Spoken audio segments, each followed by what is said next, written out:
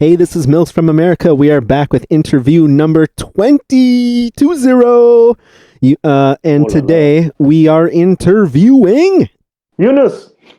Where are you from, man? I'm born and I live in Denmark. Okay. That's where I'm from. So I already have a question about that. I think I read somewhere that you're Scandinavian? Or I mean, Scandinavian means Scandinavia is a place. You can't really be Scandinavian. Okay. Scandinavian is like 3 countries: Denmark, Sweden, Norway. Some people do include Iceland and stuff, but mainly these 3 countries are called Scandinavia. So yes, you can call me Scandinavian. Oh, okay. All right. Okay. Well, that definitely cleared that up for me. Because I've seen, because you know how like so many people put all their like little flags as their emojis and stuff, and like put your flag in chat, and then I sometimes see like multiple flags for you or something. Yeah, I see.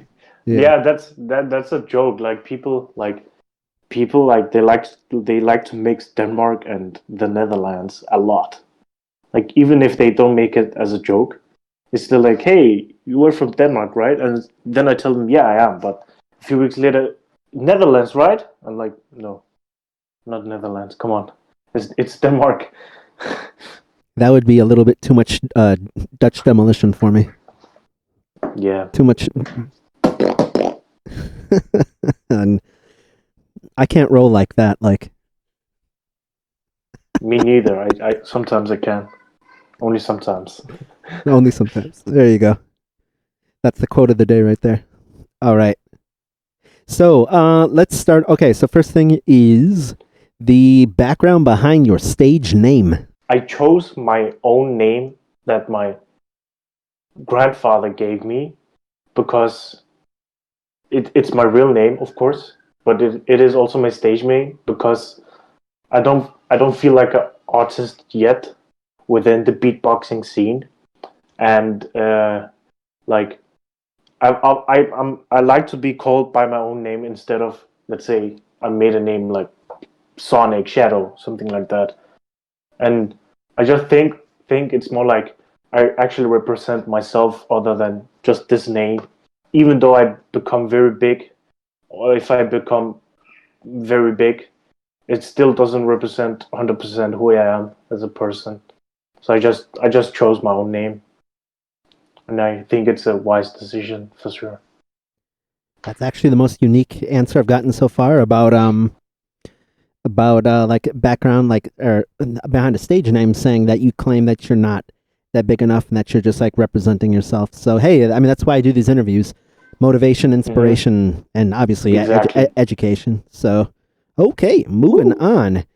A non-beatbox background about yourself. So some people in this question, they like to talk about like musical influences, like some non-instrument they played that led them to solo beatbox. So if you want to go ahead. My name is Yunus. I'm 18 years old. I'm born and I live in Denmark. As a child, I was a pretty normal child.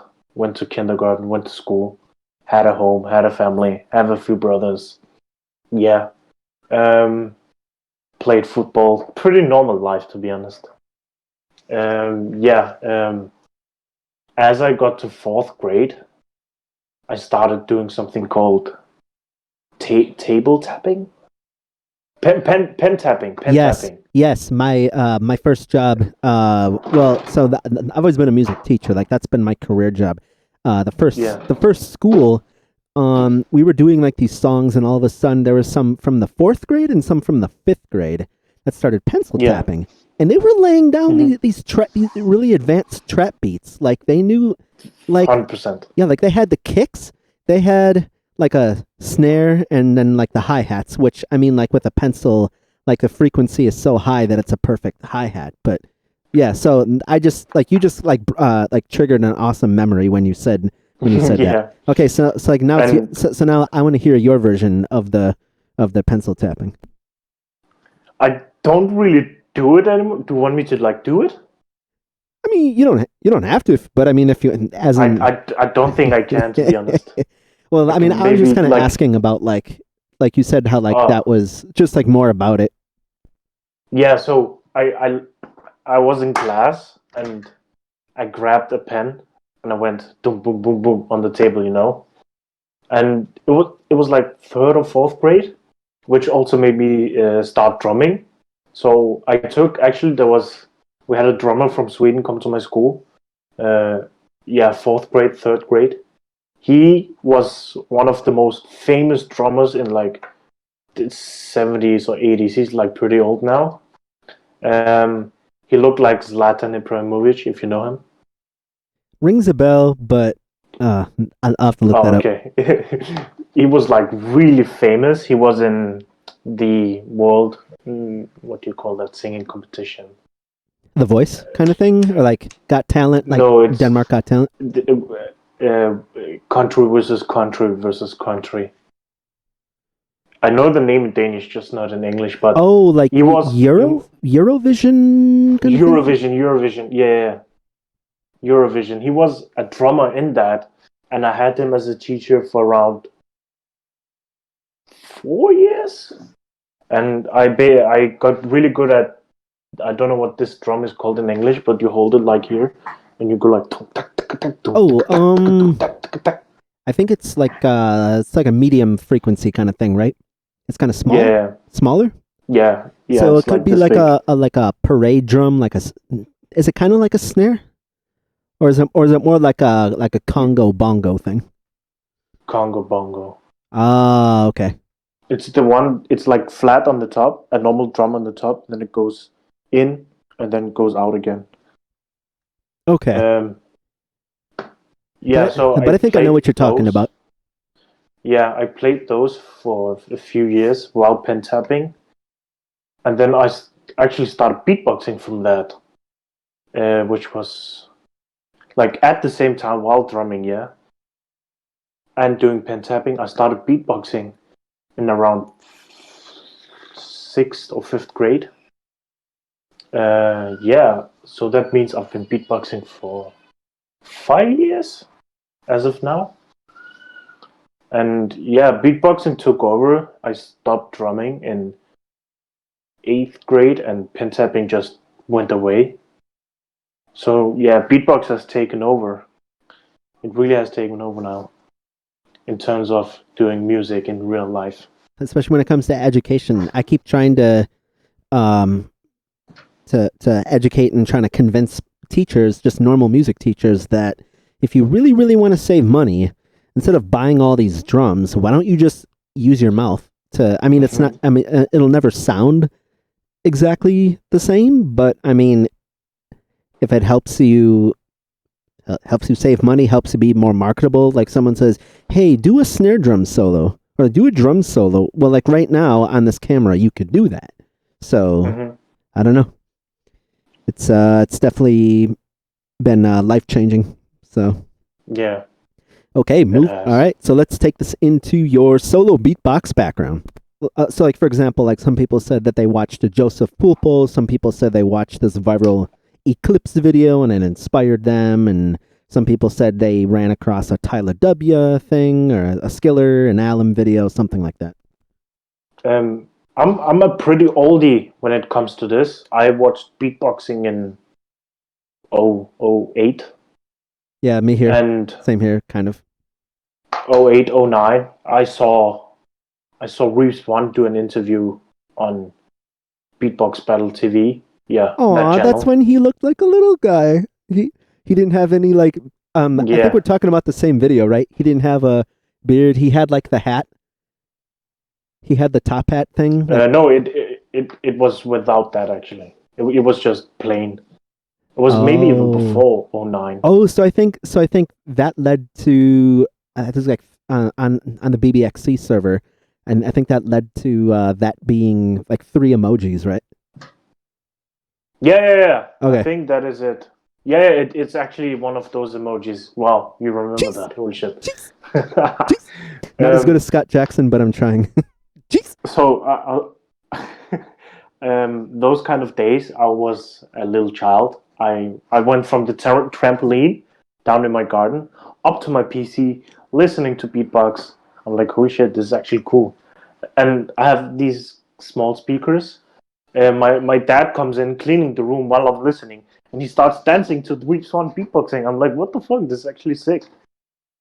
And yeah, from that day, I didn't start beatboxing, but I was looking in websites, joining. Actually, Ventrilo came a few years later. I joined Ventrilo. I joined TeamSpeak.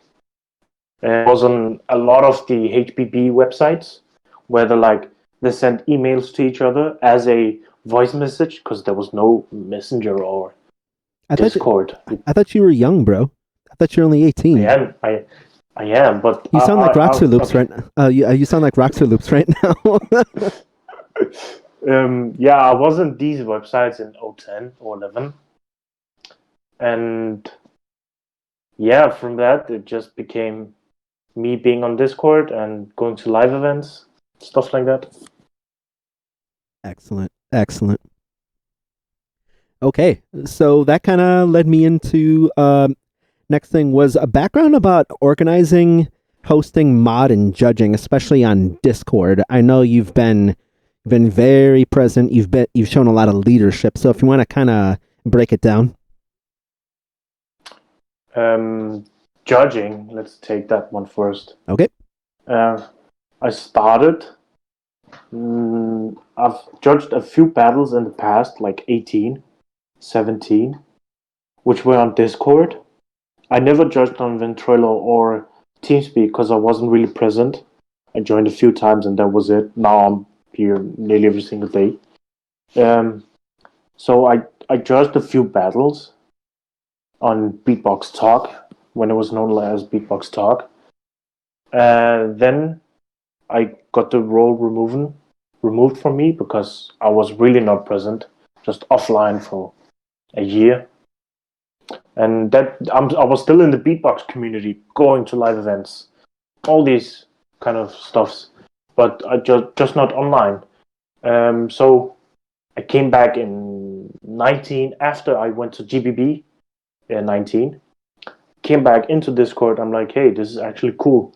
I was really demotivated for 8 months. I was gonna stop beatboxing around 2018, 2019.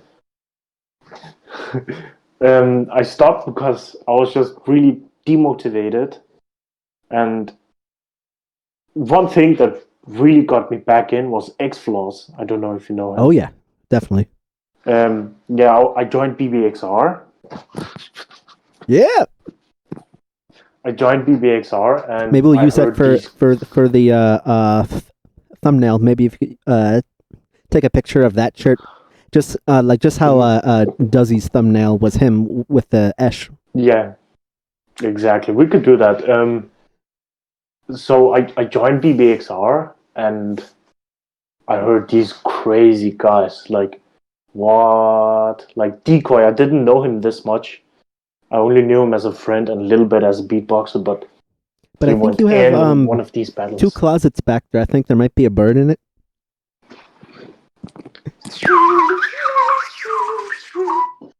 Let's check. No bird. No bird. No bird. All right.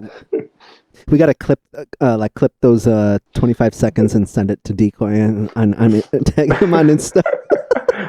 Yeah, let's do that. Let's 100% do that.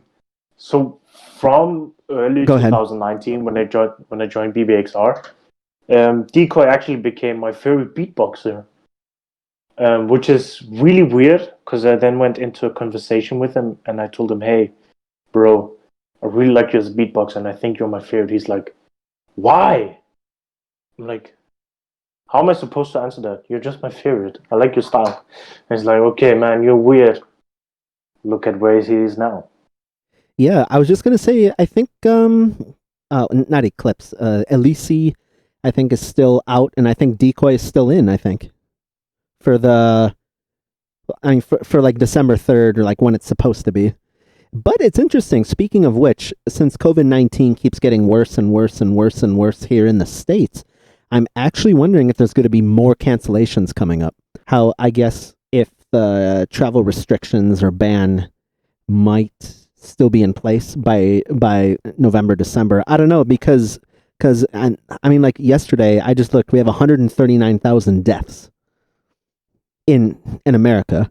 So I don't know how much sense it would make for like travel department to let us fly out to a Yeah. place like Poland. So I don't know. Hmm.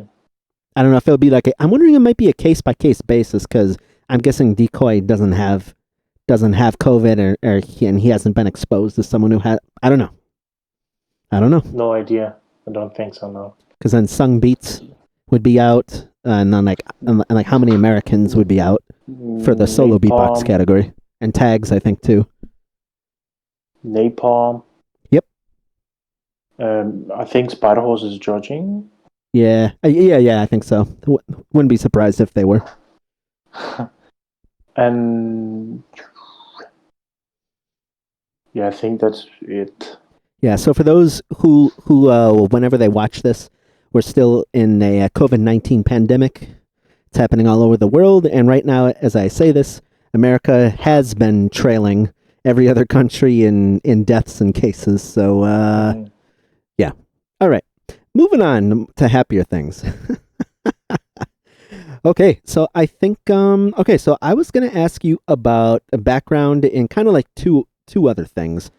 Danish Danish Discord server and just in Danish community in real life. So if you want to do like one before the other. Let's talk about the community. The community is pretty old. Our first national championship, which was unofficial. You won't guess when this actually was. It was in '95. What? Exactly. Exactly. I thought it basically like when I watched Reaps One's first episode of his series, I thought basically like Roselle, Bismarcky, all them did it, and then it started going underground in like early mid '80s, and then nothing really popped up again until like '99. So when you said Yeah. so when you said 1995, Exactly. you said 1995, I thought I don't know because like Roxer Loops mentioned like 2000 2003 ish for him. Yeah. So in 2002 was the year Bilo from Germany. He actually started the what's it called? Yeah, I know Like what the you mean though. foundation of having a battle, like Yep. actually having three judges instead of a crowd Okay. judging the battles. That started in '02. So the battle in '95, which was the Danish National Championships. I wasn't even born, so I don't know that much about it. There's not that much I info was about I it. was only 6 in '95. So. Yeah, so this was an official, but it was still a beatbox battle. So yeah, I just learned some more. the And community is huge, or like it was. That's a better answer. Then our first actual championships was in 2012. Um, the streets were filled up, 1.2k people. So impressive. Uh, yeah, there was a long queue. The year after, it went down a lot because it seemed like beatbox wasn't that interesting, and so it just went how did it go from like 1.2k to just basically 10 or something? we are a few hundred now, but I think it went down because maybe it wasn't like it was a huge thing because it was the first one, you know. So the second one was like I wouldn't say boring, but it isn't something new, you know. It already happened. Okay, finish. It's over. We already had one. Um,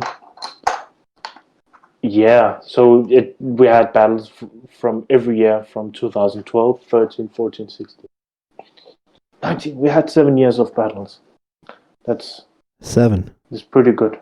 Yeah, as in the community, as in the beatboxers, it is pretty good. We have some pretty high tier beatboxers like Thorsen, Boss, Galaxy, Loud. I think these four guys are top four of Denmark. They Um, They all know how to take it to the next level. Exactly. From there, there's like a league under them, which is like 5 or 10 people, and then it goes downhill. The rest aren't that good. We are like, I think maybe over 200 beatboxers in all of Denmark. I think Which Essen Boz are the worst, right? Beefbox, swishbeefbox.com. I'm just kidding. I'm joking. No. The three of you I think you guys are really yeah, good. go ahead. Yeah, thank you. So at the moment we do a lot of meetups, actually, not at the moment, but before Corona. We have a lot of jam days where we go outside with the speaker, busk. We eat a few places. We have a few, like, what do you even call this place? I mean, just like a place. like a little town village, like not a gazebo, but like a little downtown little markety thing that like people just come and chill. You mean? Yeah.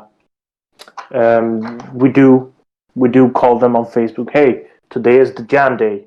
Be sure to meet up. We do it a few weeks before we actually, so it becomes a real thing. So many people come. Meet up, do beatbox, talk beatbox. That's what we do. In real life is always better than online, except for Corona. So. Yeah. Yep. You want to drink Corona, not get Corona. Nah. Yeah. I don't like Corona.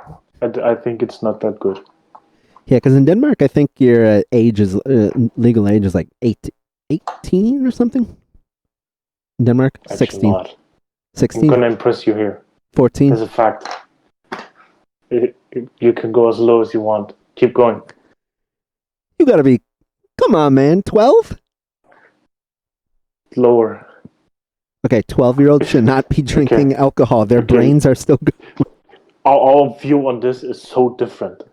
Because if your parents allow it, you can drink at any age.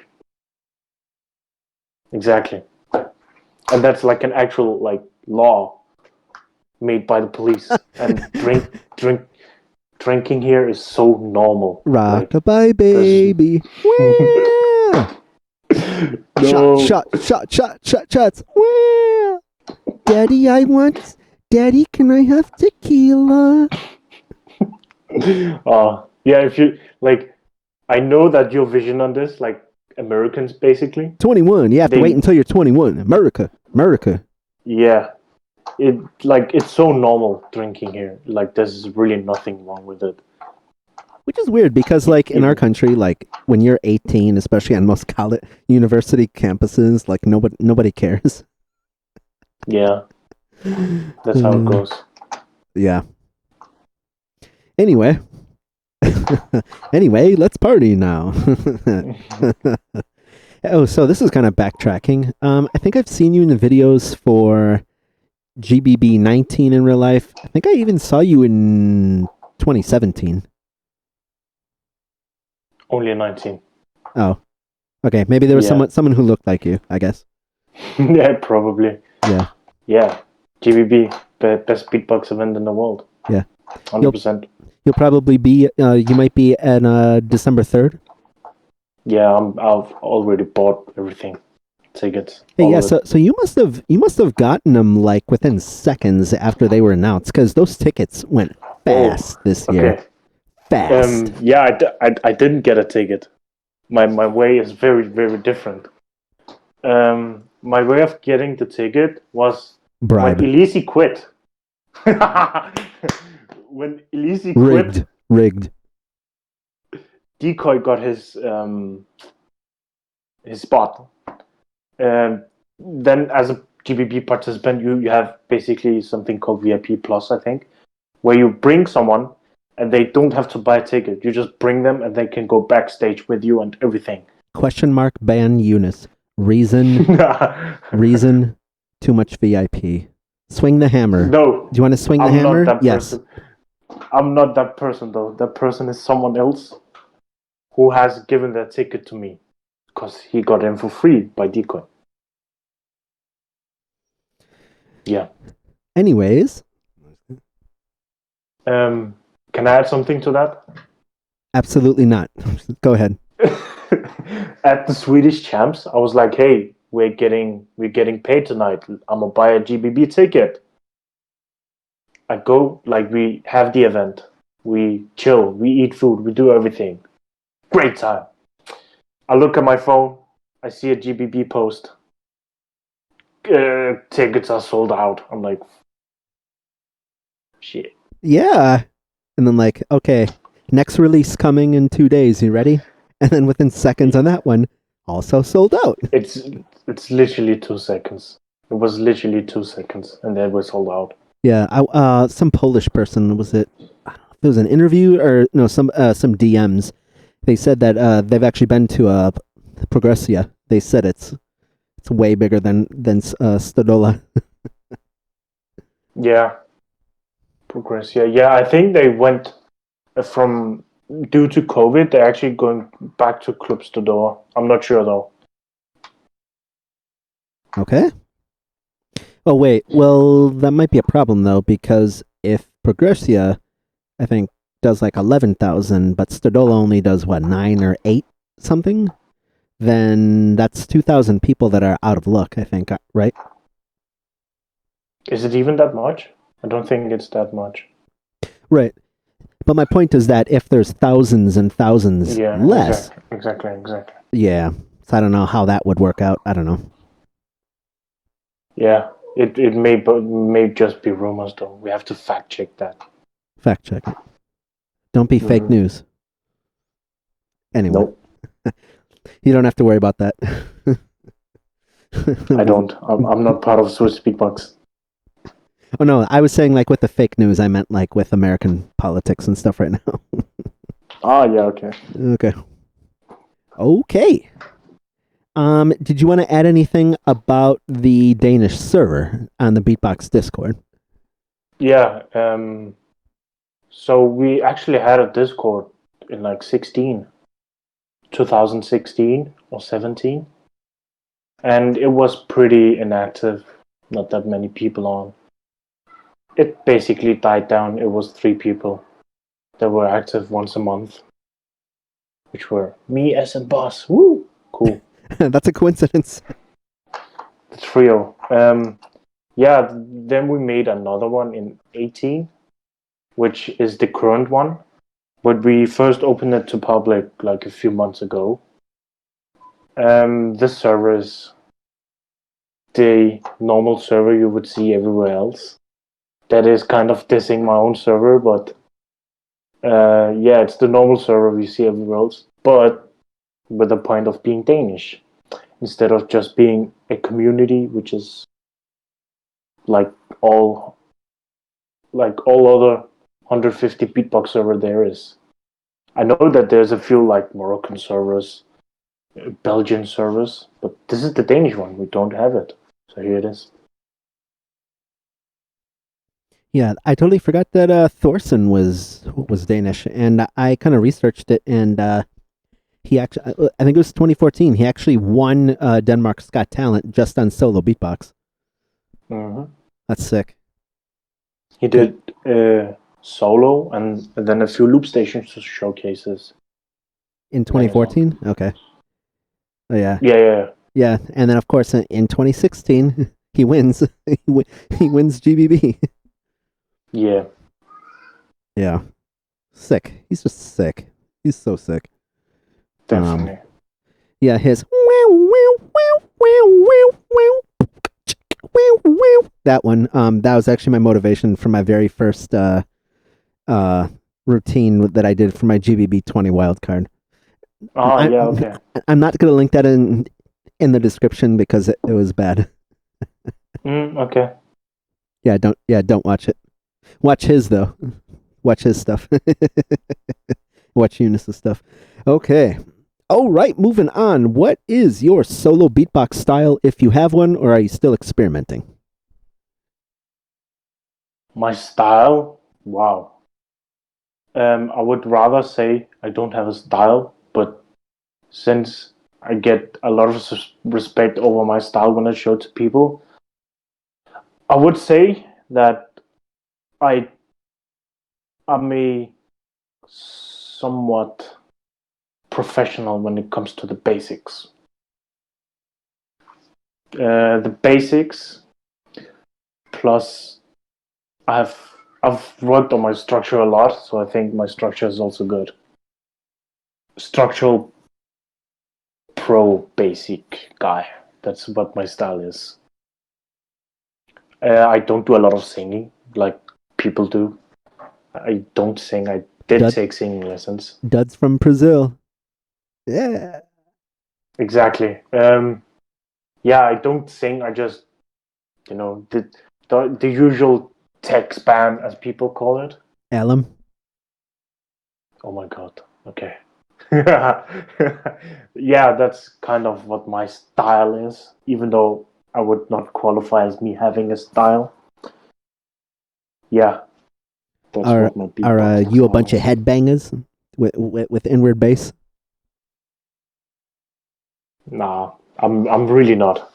You don't do inward bass in 2020? I never did it. I can do it, but I just never do it. All right.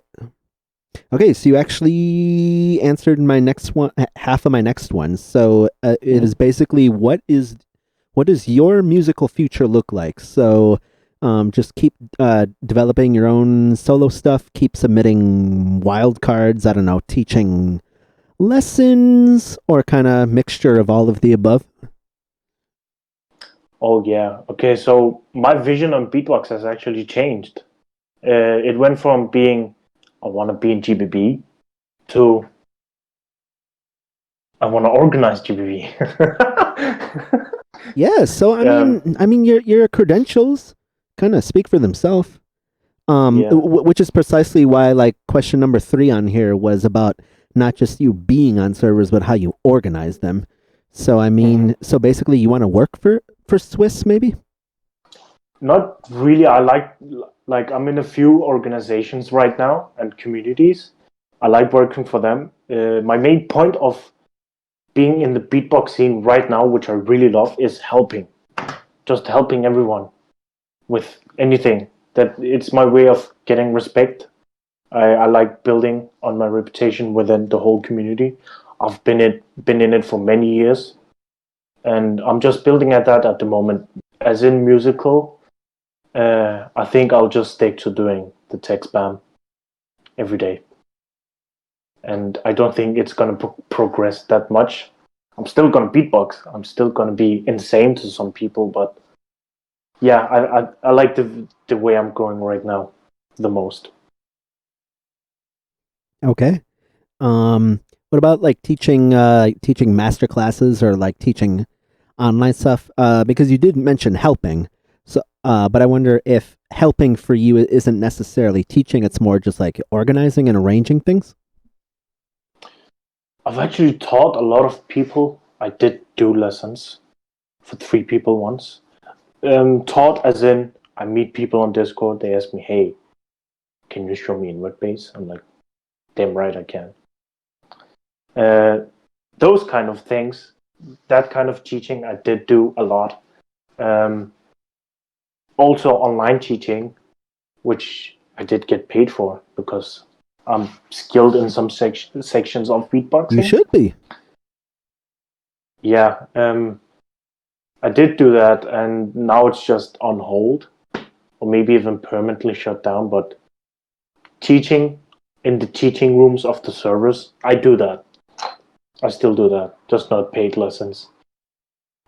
Yeah, because like I feel like I don't maybe not most, but maybe like half of people they like even if it's just like a workshop. So like when I interviewed Mama Sonic and Ultrasonic, they said that like they've been to tons of universities and just scope out all of their choirs and like barbershop quartets and just teach them stuff. And they'll Yeah, be cool. and make them go like, what is that? What are you doing with your mouth? Yeah, What is a vocal scratch? You're not hurting yourself, are you? Are you scratching? yeah, damn. No, I really never like got to a point like that. It was just a few lessons online, and that was it. Okie dokie. Okay. So last two segments for that I ask everybody, and people can switch up the order. Drop a beat. Any final shoutouts? Shoutouts, as in just people. Sure. Yeah. Yep. A big shout out to Quacks.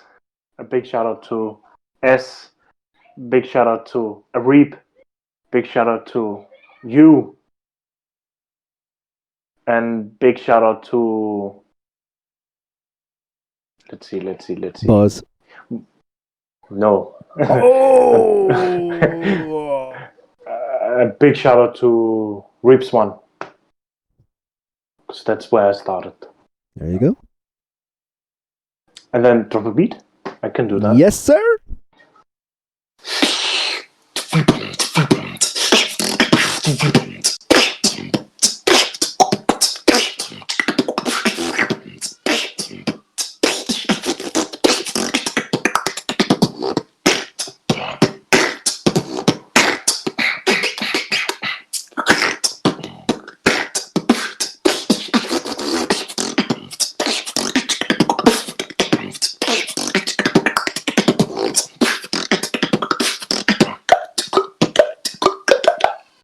Yeah.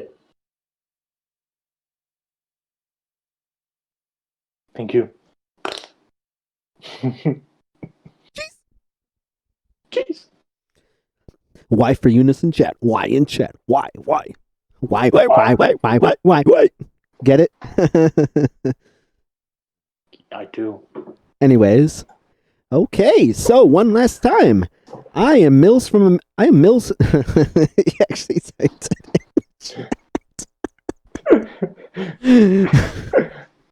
Well, I mean, you did follow directions from the host. Yeah, I did. All right. So one last time, this has been Milz from America, and today we just got done interviewing Yunus. Yeah, Ish. Smas? Oh yeah, Smask. Oh yeah. Chess is what is chess anyway? Chess is a Reeps One. Oh boy.